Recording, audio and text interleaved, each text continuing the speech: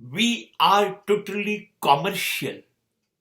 We are professional-minded people.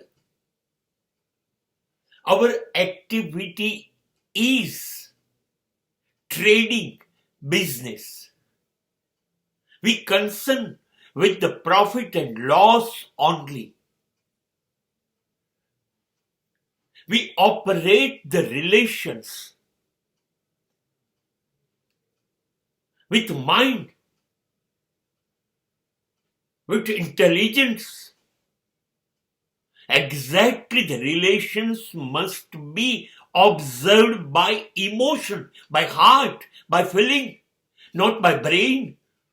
નહીં નહીં નહીં નહીં નહીં ફાવે આ વેપારી જગતનું.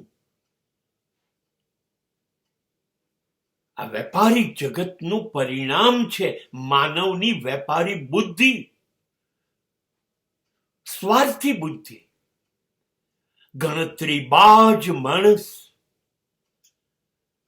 એક પણ ક્ષણ, એક પણ વર્તણૂક, એક પણ શબ્દ ગણતરી વગર એ ખર્ચતો નથી.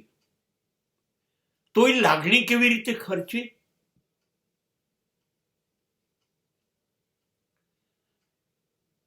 આમ તો એને બધું જ યાદ રહે છે. લાખો ને કરોડોના હિસાબો એની આંગળીના ટેરવે હોય છે. એની બુદ્ધિ કોમ્પ્યુટર કેલ્ક્યુલેટર કરતા વધુ તેજ છે. પણ જ્યારે લાગણીની વાત આવે છે ને ત્યારે ભૂલી જાય છે કે કોણે એના જીવનમાં શું ફાળો આપ્યો છે, કોણે એનું જીવન પાછળ બલિદાન આપ્યું છે, કોના જીવનનો ભોગ લેવાયો છે. લોકોનો ત્યાગ તમારી પાછળ શું છે? તમે જે કંઈ છો, તમે જે કંઈ બન્યા છો, એમાં લોકોનો હિસ્સો છે. નહીતર તમે ન બની શક્યા હોત. હા, સ્વભાવ છે તમારો ભૂલી જવાનો. ભૂલી તો તમે નથી જતા, પણ તમે યાદ કરવા એટલે નથી માંગતા કે કદાચ એ એના ભોગની, એના ત્યાગની કિંમત માંગશે તો. અને એ ચૂકવવું બહુ મુશ્કેલ છે. જમીન, મકાન, ઝવેરાતની કિંમત આંકી શકાય. કોઈ માણસે આપેલા તમારી જિંદગી પાછળના બલિદાનની કિંમત તમે આંકો કેવી રીતે? એ શક્ય નથી. એટલે તમે મૂંઝાઓ છો કે મારે નથી આપવું, એવું આપવું પડશે તો. અને મારી ધારણામાં ન હોય એવું માંગી લેશે તો. So you are worried.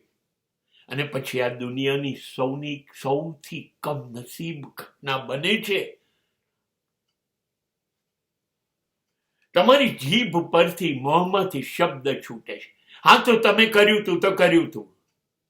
એમાં શું મોટો ઉપકાર કર્યો?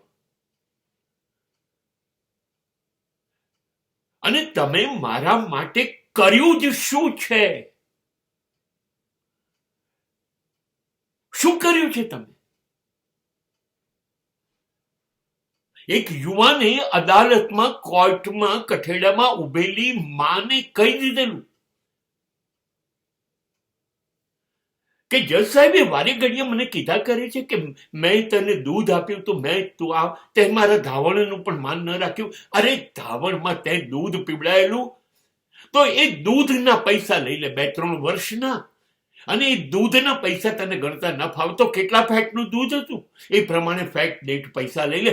હદ થઈ ગઈ. ખબર નથી પડતી ધરતી શા માટે હજી રહેવું જોઈએ, ફાટી કેમ નથી ગઈ? માં બોલ્યા વગર કઠેડું છોડીને ચૂપચાપ ચલી ગઈ. આપણે માના ધાવણની કિંમત આંકતા થઈ ગયા છે. તે કર્યું શું? ખાલી દૂધ આપ્યું તું ને, પૈસા લઈ લે. 8-10 મહિના તારા ગર્ભમાં રાખ્યો તો ને. જે વિસ્તારમાં તું રહેતી હોય એના દર મુજબ ગર્ભનું ભાડું લઈ લે. આપણે આ નીચતા પર પહોંચી રહ્યા છે. તે કર્યું છે શું? જો ને, એટલે તો ઈશ્વર અદ્રશ્ય થઈ ગયો, ગાયબ થઈ ગયો, નિરાશ થઈ ગયો એના સર્જનથી, કે આ મને પણ આવું પૂછશે. હે પરમાત્મા, તે મને જન્મ આપવા સિવાય કર્યું શું છે?